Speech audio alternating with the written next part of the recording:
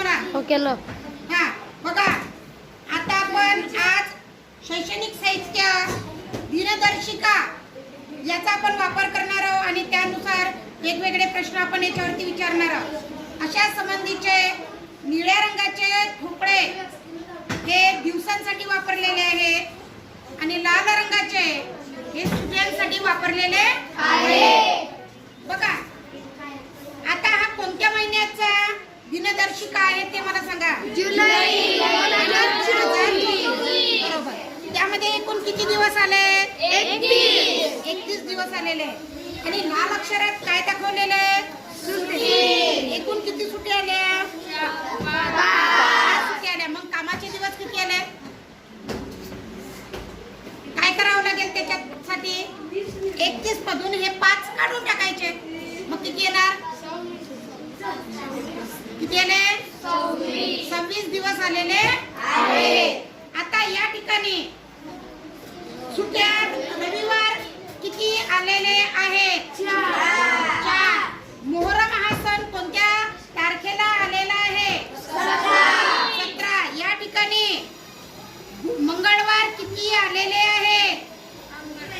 मंगळवार किती आलेले आहे? 5 मंगळवार आलेले आहेत. 5 बुधवार आले आणि 5च सोमवार आलेले आहेत.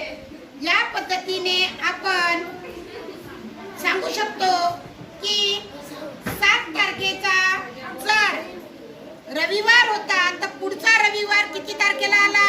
14 तारखेला आला. किती दिवसांनी आला? 7 दिवसांनी. आणि एक आठवडा किती दिवसाचा असतो? 7 दिवसाचा असतो. एका महिन्यात किती दिवस येतात? 31 किंवा 29. मात्र फेब्रुवारी महिन्यात 28 किंवा 29. त्याला 29 दिवसाचा आला तर त्याला लीप म्हणतात. अशा प्रकारे तुम्हाला अभ्यास करता आला पाहिजे. आता एक लक्षात ठेवा बरं. बघा बरं, 7 ने 8 बरोबर.